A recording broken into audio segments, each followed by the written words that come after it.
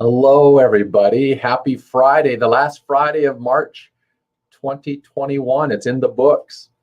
Welcome to the 57th SADS Facebook Live session for the Sudden Arrhythmia Death Syndrome Foundation. I hope some of you know I'm Mike Eckerman, genetic cardiologist here at the Mayo Clinic and director of Mayo Clinic's Winland Smith Rice Genetic Heart Rhythm Clinic and the Winland Smith Rice Sudden Death Genomics Laboratory.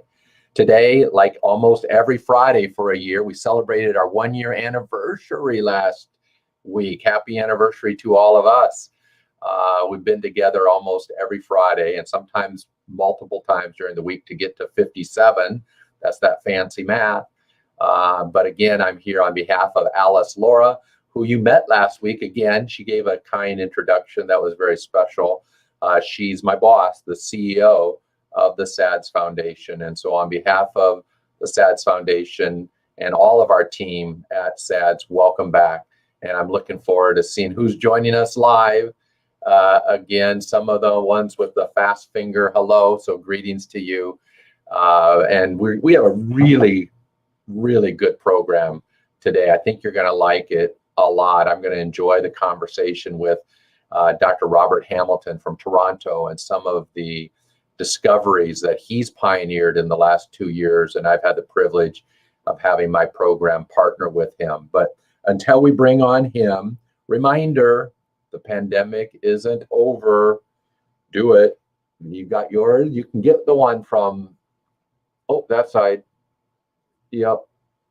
Get your SADS Foundation mask and put it on when it makes sense. Don't put it on just for show.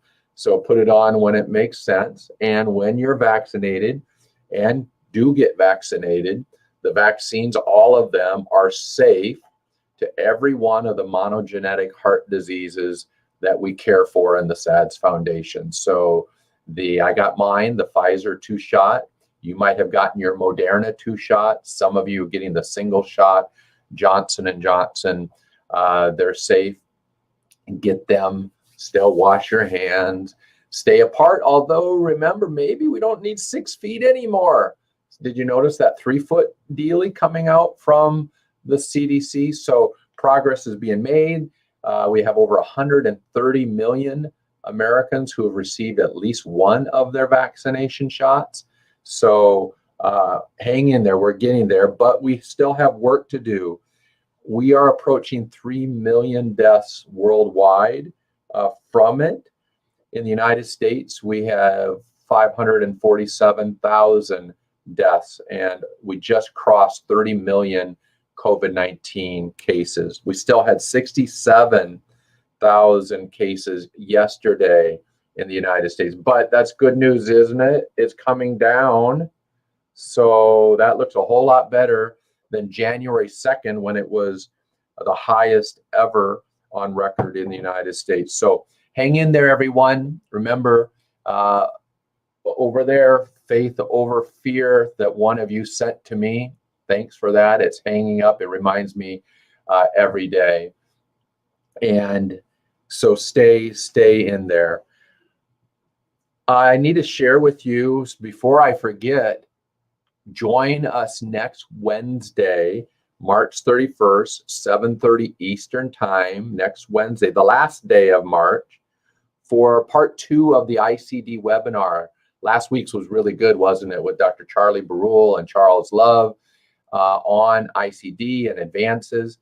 So join us for that. Is going to be the patient experience with defibrillators, your experience, or at least those of you who have ICDs. Hopefully, most of our patients don't have ICDs. You've heard me say it before, but most of my patients do not need and should not receive an implantable cardioverter defibrillator, an ICD.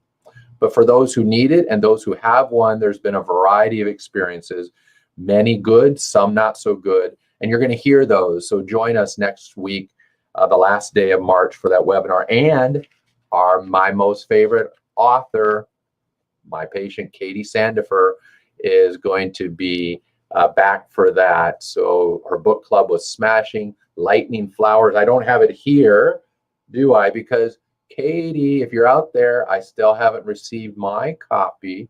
So send that to me. Well, it's a great pleasure to have our Master of Technology, Aaron, bring on a really special guy, good friend of mine. We've known each other for 2 decades. Dr. Robert Hamilton, a pediatric heart rhythm specialist at Toronto Sick Kids in Toronto, Canada. Bob is going to come on at this there he is. Hey guys. So welcome to SADS Facebook Live, Dr. Hamilton, and he gave me permission to refer to him as Bob. So he will be Bob, I will be Mike, and we still respect each other's official titles. But Bob, great to have you. And before we talk about some of what I think is, and I've said it before publicly, but I do think your work is some of the most exciting advances that we have in ARVC and Brugada Syndrome that I think is going to be the new way that we will be doing diagnosis and evaluation of ARVC people, Brugada people. So I think it's the future. I think the future is getting really close. But that was the teaser for you out there. We're not going to talk about that yet. Instead, we're going to talk about Bob. So Bob, tell us a little bit about your journey from I guess, conception till now. How about that? Thanks, Mike. It's a pleasure to be here, as always. So I started out in a small town, I would say, but I guess it's a city in Dartmouth, Nova Scotia, because that's our big East Coast naval town. And so I'm a Navy brat from way back. And got interested in medicine, and then inspired in pediatrics and inspired in cardiology, and got sufficiently inspired in cardiology that I started looking for fellowships and did kind of a nomadic fellowship. So I went from Halifax to Alberta to Toronto, and then got interested in heart rhythm disorders. And at the time, the place to go was Texas Children's, with an old mentor by the name of Tim Garson. And so went down there and trained with Tim for a year and came back to Toronto. So that's basically how I got interested in heart rhythm disorders. When I got back, I started getting interested in research. And actually the first thing I got interested in research was actually an immune disorder of the heart called congenital heart block. So I had an immune disorder as a newborn. I was an RH baby. Nobody knows what that is anymore. Anyway, and my mother was actually a research volunteer that provided lots and lots of serum to the original therapies for RH disease of the newborn. But I got interested in heart block and in trying to figure out the antibodies. And then, when everybody started publishing long QT genes, because I was looking after long QT patients in the mid-90s, then we started banking and starting to look to do gene discovery. Now, Mike, you clearly beat me to the long QT side of things and perhaps the hypertrophic cardiomyopathy side of things. And so those were diseases that already had a good research proponent, and but I started seeing right ventricular cardiomyopathies, and they were difficult to diagnose, and they still are. We got a little bit better with some of the new genes in and around 2004, 2006, but it still remains a substantially gene elusive disease, and so that's how I got interested in that. And then from there, in the last couple of years, I've gotten very interested in Brugada as well. Wow. I think what's really cool with that, Bob, I didn't know about the story of your own immune and then doing sort of serum biomarkers or autoimmune antibodies in congenital heart block. And then here we are. I mean, it's kind of fascinating, right? How there's a personal connection to what you ultimately make as a breakthrough discovery. That's really cool, and I didn't know that. So made my day just to learn that about you. Tell me, so if we're going to start with ARVC, or arrhythmogenic right ventricular cardiomyopathy, maybe I'll set the stage and you can fill in the blanks. So many of our families out there know about the genetic cardiomyopathies. They know that hypertrophic cardiomyopathy, or HCM, is one of the most common ones, and that we at SADS Foundation, we really direct those families to the Hypertrophic Cardiomyopathy Association, HCMA. Then there's the genetic cardiomyopathy, sometimes, of dilated cardiomyopathy. And then in between is ARVC, and that's had an evolution of its name, ARVD, D for dysplasia, or ARVC, and then most recently, under Dr. Tobin and Dr. McKenna's leadership, sort of unified it to call this collection of cardiomyopathies ACM, maybe because we had HCM and DCM, so we'll stick with 3 letters, arrhythmogenic cardiomyopathy. And so for that one, which I guess today we'll just sort of use it interchangeably, because many of our families who have ARVC know of themselves as ARVC. We want to remind them and the rest of us what that specific disease or collection of heart muscle diseases entails. Yeah, I mean, probably one of the simplest descriptions of ARVC or ACM is to describe it as a heart muscle disorder where the amount of arrhythmia is really out of keeping with the amount of heart muscle dysfunction, or the poor squeeze of the heart. And so, anyone who has a really poorly squeezing heart is prone to arrhythmias. But these are patients where particularly the left ventricle is often not severely affected, or sometimes not even affected at all. And you may see the right ventricle, if you can look at it, being, moderately affected. But what's out of keeping is the amount of arrhythmia that they have associated with their heart muscle disease. So that's been around for a long time. I think, unfortunately, up until the time that Bill McKenna kind of led the European Society to define it a little bit better in 1994, it was a disorder that unfortunately the pathologists and the coroners saw, and that we didn't see very often because it was hard to diagnose clinically. Right. And so Bill really improved the diagnosis with the European guidelines that created the task force criteria in 1994, and then again in 2010. And the other thing that evolved amongst those criteria, other than just making them a little bit more accurate, is the genetics in sort of the mid 2000s, around 2004 to 2006. Yeah. So 15 years of genetic investigations have sort of brought us to the punchline, I guess, of probably at most, once you say 50% of ARVC is genetically accounted for. It really depends on how you look at it, right? In Canada, we have an ARVC registry, and then my own program functioned independent of that registry for a while, although we're all together now. And we find about 33 to 34% have clear gene causes. Mind you, the genetics that we were doing wasn't always that broad.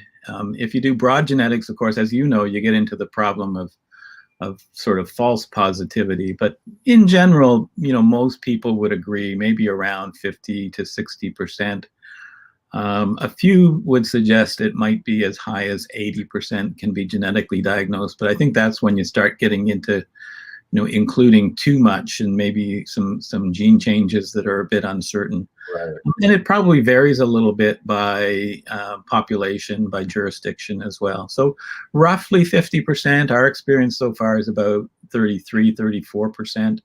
Others might be as high as 60 to 80%. But I think what's exciting about that, if you will, is the discovery of yours that we're going to talk about is almost genotype agnostic, meaning whether you are among the 30, 40, 50% where we can find your genetic cause or whether we can't find your cause, Bob and his research team have found a final common signature marker of the disease. In other words, we think of this as a disease of the desmosome, and there's something that's being exposed by the disease process that the body's immune system doesn't normally see. And so it doesn't matter how it got there, whether it's a positive genetic test, which is your genetic substrate, or a negative one, there's something unifying about the disease process. And maybe, Bob, let's get right into your discovery. And maybe before you reveal what your team has discovered, what was the inspiration? Was it the fact that, wait a second, why after 15 years we still have only explained 30, 40, 50% when we have almost 80% plus of long QT accounted for?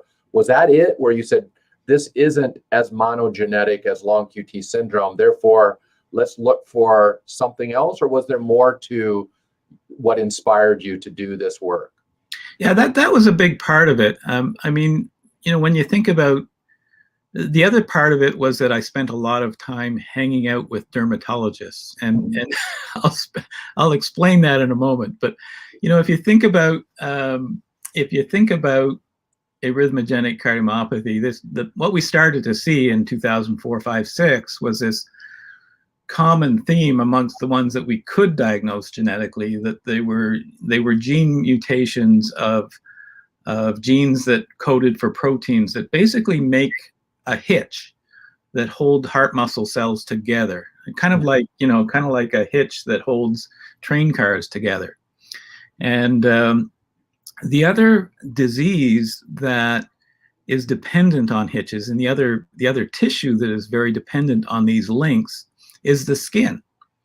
And so although we have a certain group of proteins that make these desmosomes in the heart, some of those are shared with the skin, and some of them are slightly different in the skin, but the skin has desmosomes as well.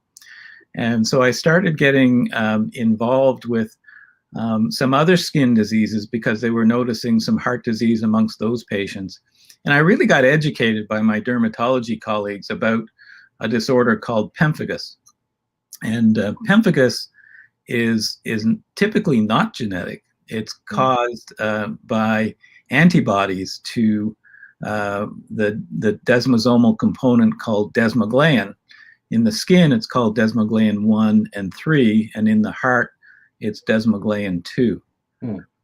So we started wondering, you know, maybe there's, the other part of it was that we still had, and maybe you've had some of these families as well, where you don't find a gene and you've just got the one member affected, you know, whether it's because you just, you know, can't track down their family history, or their family history is negative for whatever reason. And so you can get these isolated patients. And, you know, at first we thought, well, we're going to have this hypothesis, but maybe it'll explain, you know, 1 in 20 people that have the disease. And but we started looking for autoantibodies to see if there were autoantibodies explaining a small portion of arrhythmogenic cardiomyopathy patients, kind of like they explain a large portion of pemphigus patients.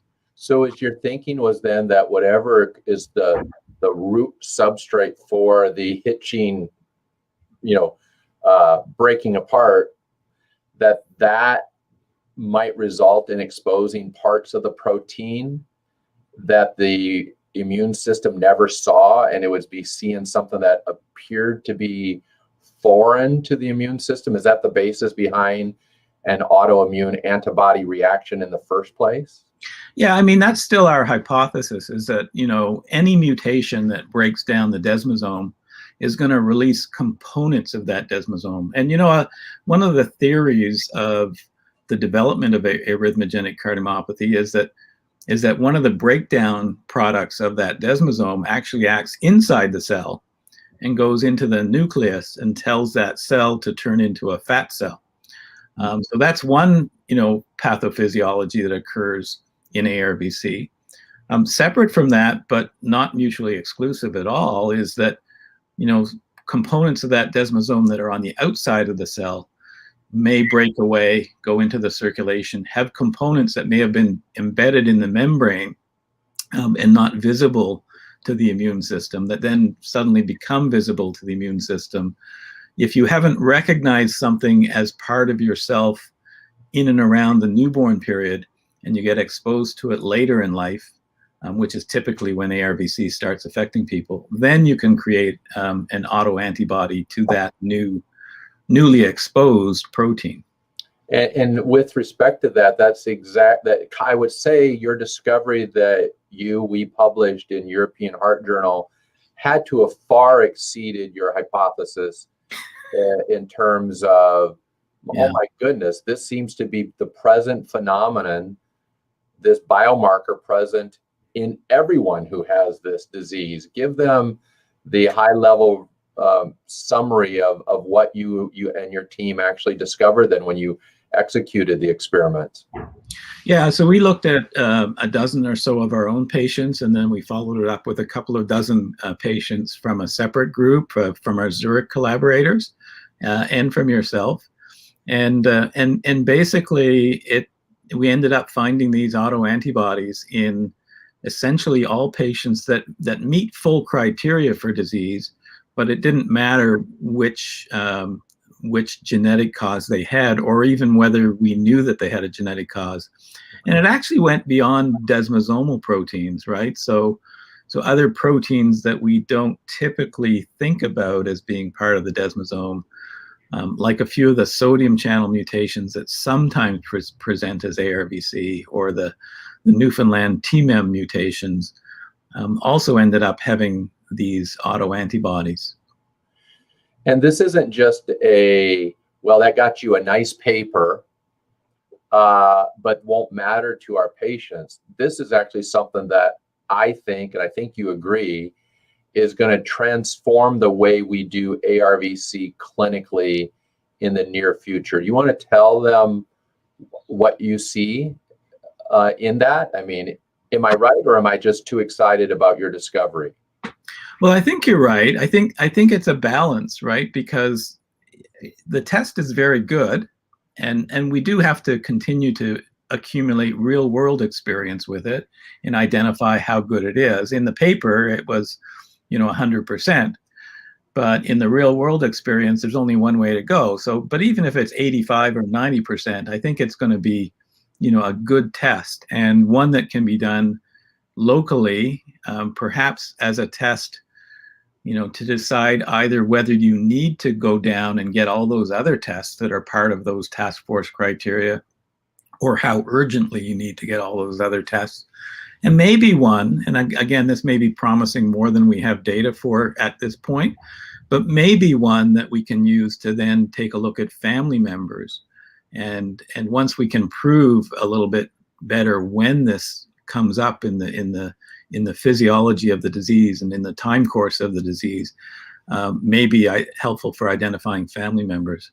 Thirdly, I think that, we have some pretty good evidence so far that the level of the antibody correlates with the level of disease, the severity of disease, or the burden of disease, at least based on some measures so far. Yeah. And then finally, I think that we've been able to show that the autoantibodies actually have effect, at least on heart muscle cells, or basically little strips of artificial muscle that we make out of heart muscle cells. That's preliminary data that hasn't been published yet, but the antibodies definitely have effects compared to normal serum. You're right. Well, I think I view this work a game changer, because I think of all of our patients right now, those who have a mutation, and we're following them, and every year or every other year we're doing an ECG, Holter, stress test, echo, cardiac MRI, and then we say, looks good, we're going to do it again next year. What if all we have to do is every 6 to 12 months we draw a blood sample and see, do you or do you not show this serum biomarker? And until you show it, we don't have to commence any testing. And I don't think that I'm going to be wrong on that. I think I'm going to be spot on. And now it's just a matter of time for you and your team to convert the discovery to a clinically available test, just like we converted research genetic testing back in the 1990s to It became clinically available in 2003. So Yeah. when do you think this ARVC diagnostic and potentially risk biomarker might be available clinically in Canada? If everything worked out, are we 6 months, 12 months, 2 years? What's your crystal ball on that? Well, I would have liked it to be translated 2 years ago. But I can tell you, that doing translating to a clinical laboratory, a diagnostic test for a rare disease in Canada is challenging. Mm-hmm. And, I guess in the end, a lot of it is there's just not a lot of monetary drive to do so. But we're doing so anyway. And we actually hope to have it moved over to a clinical lab in Canada this year as something that we call a laboratory developed test. Mm. And in parallel with that, and with your help and others, we hope to at the same time turn it into the kind of test that we could then distribute the platform for it, and we would have that made by by a Canadian commercial company, and distribute that to hospitals and/or laboratories, private laboratories, wherever, by going through the typical Health Canada and FDA regulatory licensing applications. That's exciting. I can't wait for that day. And coming behind it and catching up quickly is your breakthrough discovery in Brugada syndrome. So we're going to turn to Brugada syndrome, and many of our families have Brugada. And along that same pace, it's been fascinating, hasn't it? It's taking a long time for the Brugada world to finally admit what, actually I've been saying for 15 plus years, is that most of Brugada syndrome is not a genetic disease. Most of Brugada syndrome certainly is not a monogenetic disease, right? After 20 years plus of doing the same genetic scrutiny of Brugada patients and families as we've done to long QT and CPVT and ARVC, I think the yield is still topped out at 20% max, maybe 30 to 40% if they have Brugada and a prolonged PR interval, but who cares about that? The point being, we're looking, and we can't get the yield of Brugada syndrome genetic testing above 20, 25%. So you started to probably say then, if this is right, that most of Brugada isn't a genetic disease, what kind of disease is it? And then that led you to asking a similar question to your Brugada patients as you just explained with your ARVC patients?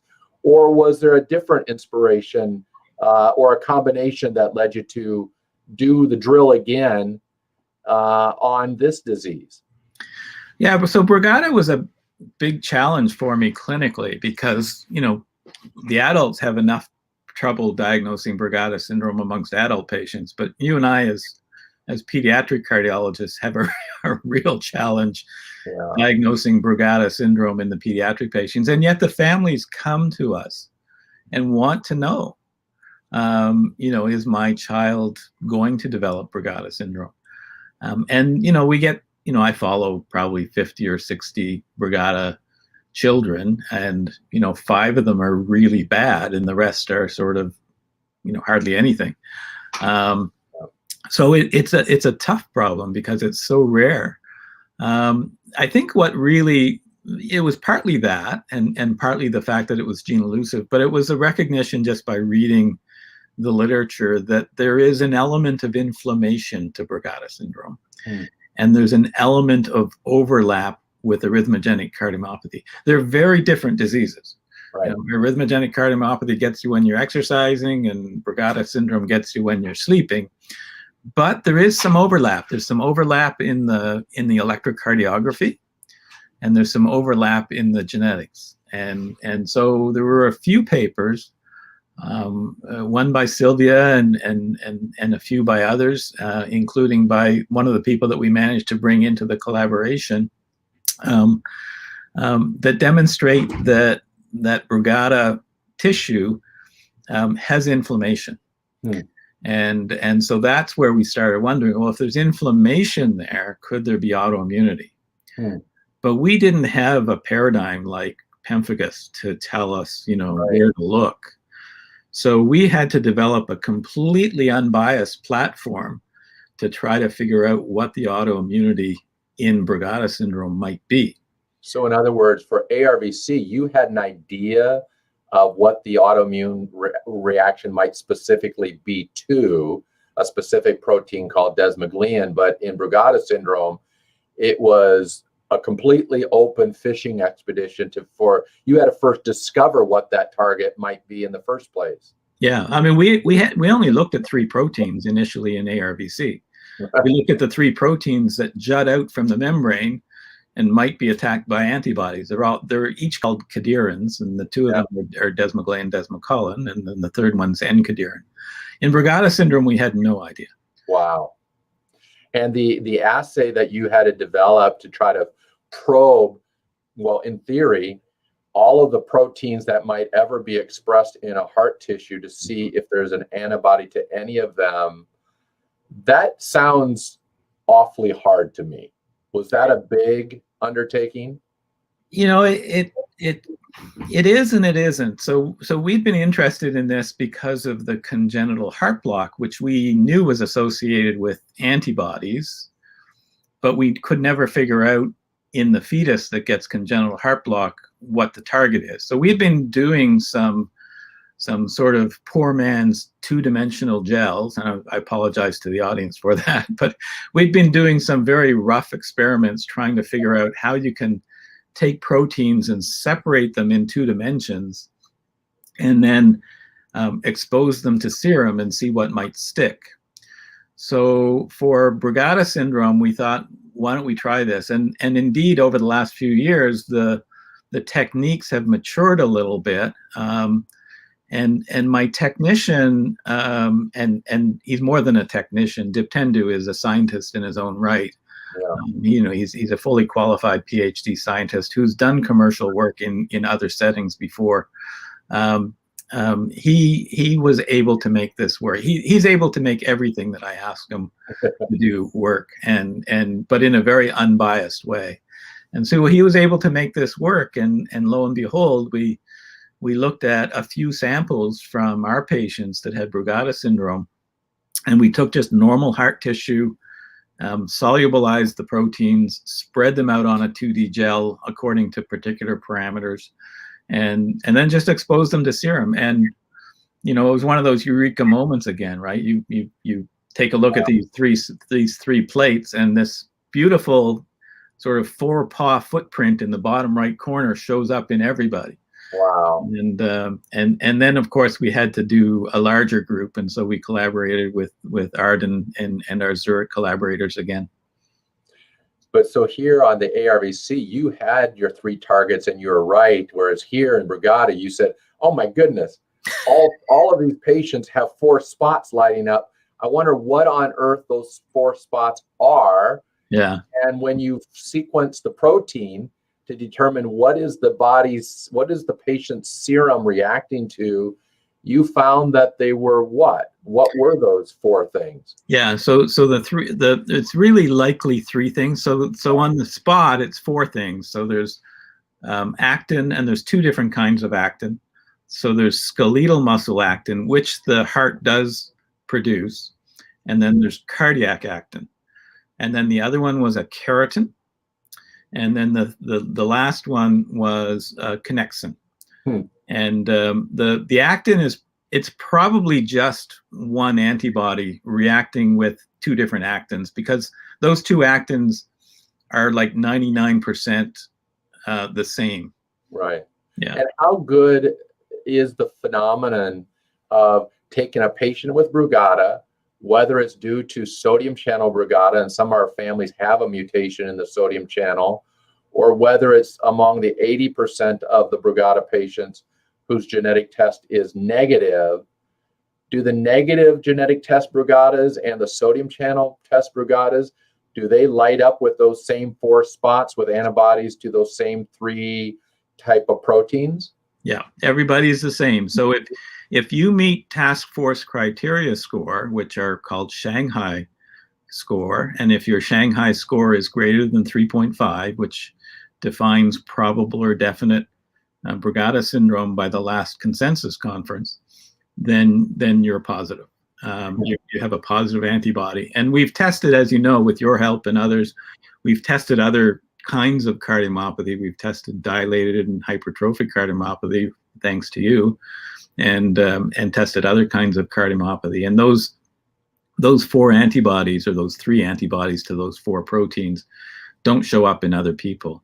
The other interesting thing, and this is a little bit preliminary, but we've now done 22 patients from a colleague where the patients have been classified, but they've been classified along a spectrum. So one of the other ways of using the Shanghai score is to use what's called a total Shanghai score to come up with a risk, because the total Shanghai score is considered to predict your risk in Brugada syndrome. And the correlation between the antibody levels and the risk as by Shanghai score is like 90%. Wow. Yeah. And do you think this could go on in the future? So as you develop and now translate this serum study to a clinically available test for living patients for Brugada, do you think this can also be done if a person has tragically died?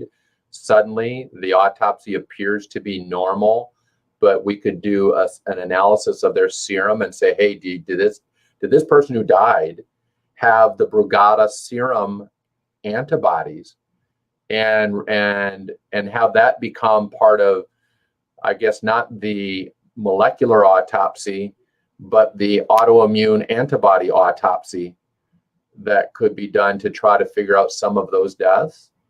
Yeah, you could.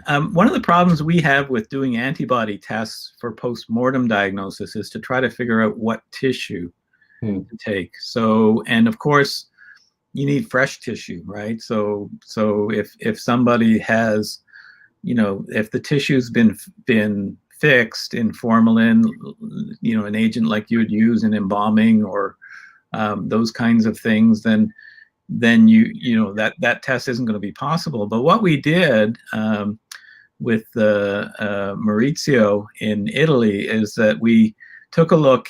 He was doing biopsies of his Brugada patients, and so we looked at that tissue, and then we had a couple of pieces of post-mortem tissue from our local coroner of patients that we knew had died with Brugada syndrome. And so the things that those antibodies are against, the actin, the keratin, and the connexin 43, are each actually misexpressed in heart muscle tissue. So you can actually look at the heart muscle tissue, and if you now stain it for those components, you can see the difference in Brugada tissue versus normal tissue. Probably the most convincing was the keratin. The actin's misexpressed as well, but actin is so, everywhere in the heart muscle cell that it's hard to tell the difference between the appearance of normal and abnormal. But it looked different. But the easiest one to look at was the keratin. The keratin was very different in the Brugada patients. So give in my last minute with you before our 40 minutes is now come and gone, and again I have acknowledged you and your pioneering work in almost everything I do. I think this is game changer work. What's your vision of the next, let's say, the next 2-3 years? Yeah, so we have funding for both these programs now, separate national funding, and we've brought together probably over 24 collaborators now on the ARVC project, and now reaching a dozen to a dozen and a half collaborators on the Brugada project. So we need to look and we need to confirm in real world experience that these things work again. I'm very confident that they will. And then we need to find out how predictive they are. So if you don't have full-blown disease yet, can these biomarkers help?